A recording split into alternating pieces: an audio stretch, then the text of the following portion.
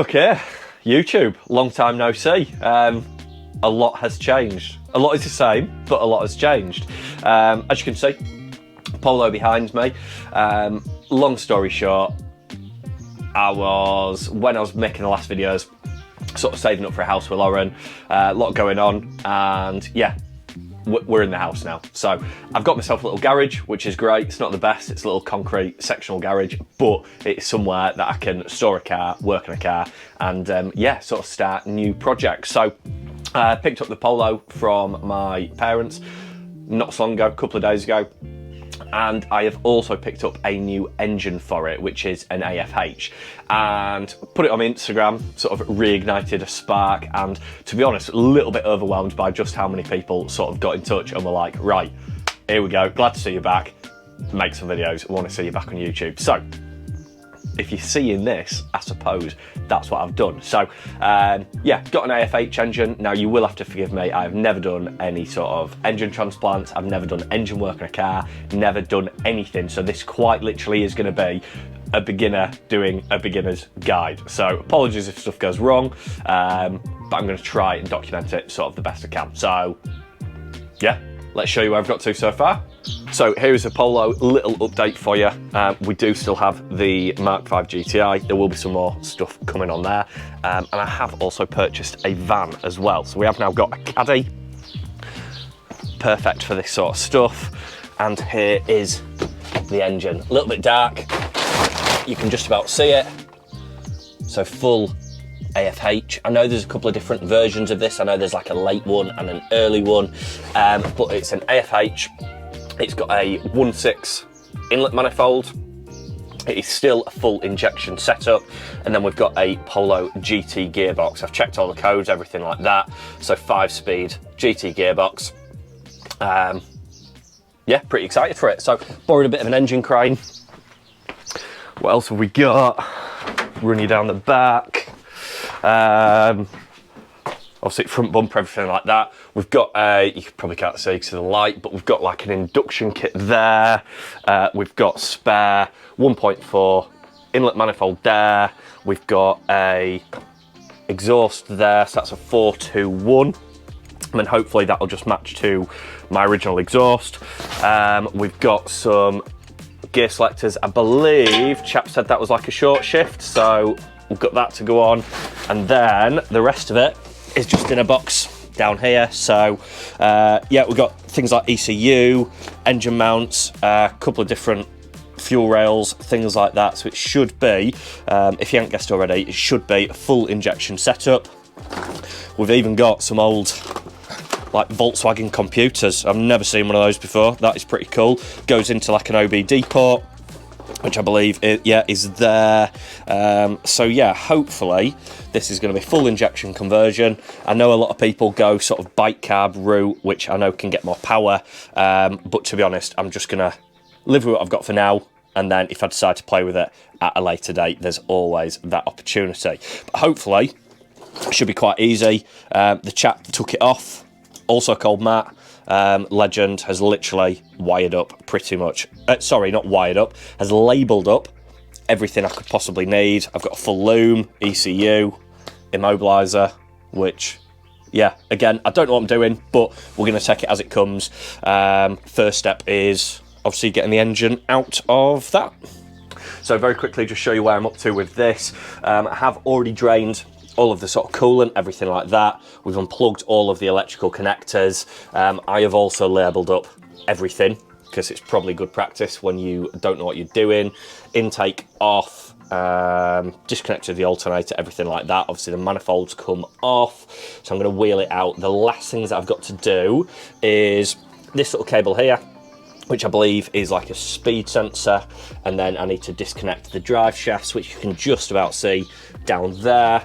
And then I think it is quite literally a case of just doing the engine mount. So one here, one underneath the box, and then fingers crossed it should just lift out.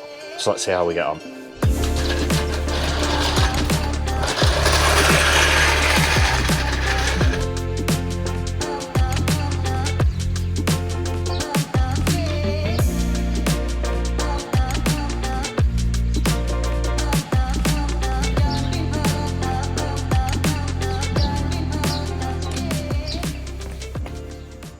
A few moments later. Okay, so I think we are there. I'm just going to run you through. Bonnet is obviously gone. Speedo cable, which is that one, now disconnected. Checking all the engine mounts out. So there's one there, and one sort of underneath the body.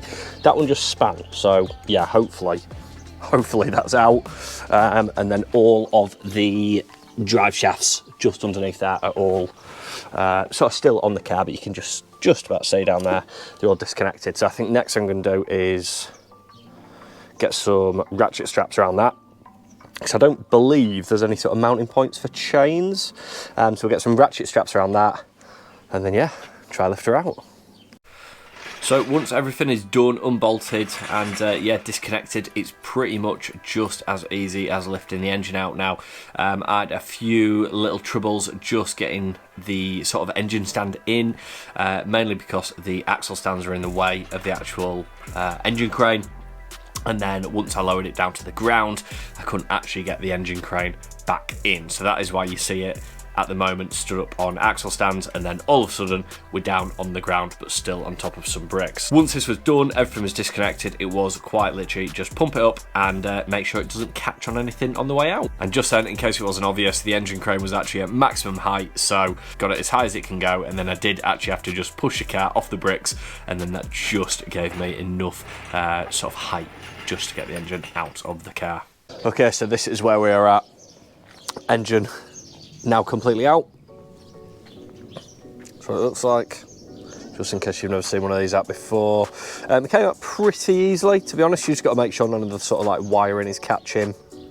The only thing I would advise, I tried to just take the sort of, well, badly decided to just take the sort of like, there's a mount that sits here for your gearbox. I unbolted it here, but that part of it is actually too long. I'll show you it now. That sort of sits on there, just like that. I'll show you from the side.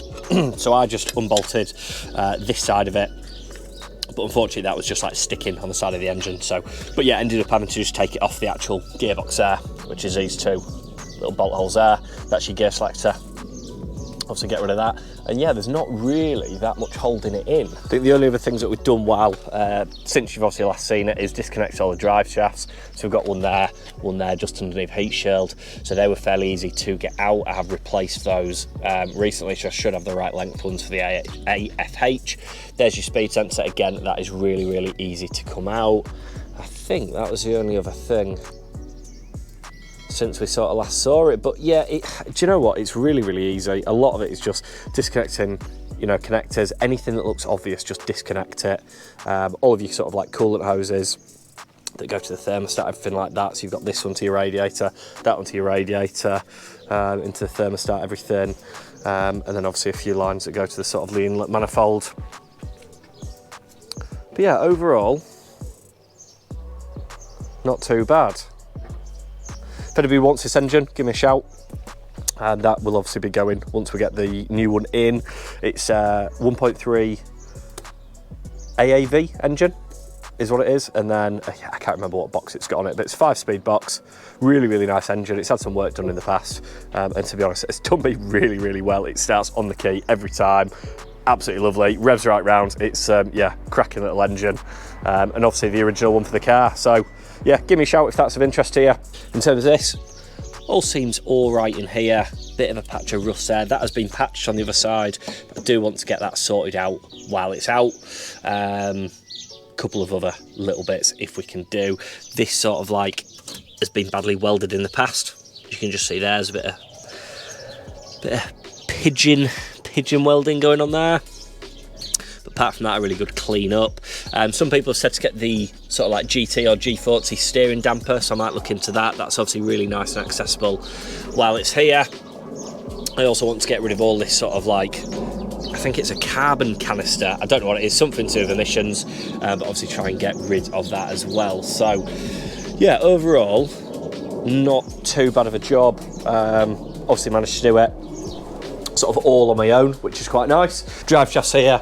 That's an old drive shaft. I've got a replacement for that. That's a new SKF one, so that'll be going back on, and a couple of little bits. So, and yeah, we'll have to see sort of how we how we get on with putting the new one in. So a couple of bits to do just while it's obviously out. It just makes so much sense just to try and get it all sorted while we've got a bit of easy access to it. Yeah, next steps is just actually getting the engine in, running, and yeah, I feel like that might be the hard bit. So if anybody's got any advice for me, feel free.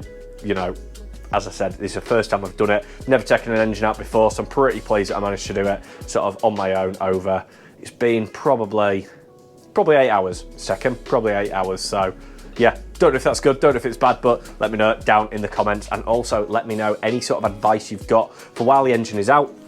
Obviously, it will be very easy to sort of complete anything on the Polo just while the engine is out. So I know I've touched on a few bits already, but if you've got any advice for me, anything like that, it is more than welcome. Completely new to playing with this sort of stuff. So yeah, let me know down in the comments. Hopefully it's been a good little video. Obviously, first step, just pulling it out. We'll get sorted with everything very, very shortly. But yeah, thank you for watching. Appreciate it's been a long time since I made a video. But if you do want to see more, make sure you are subscribed.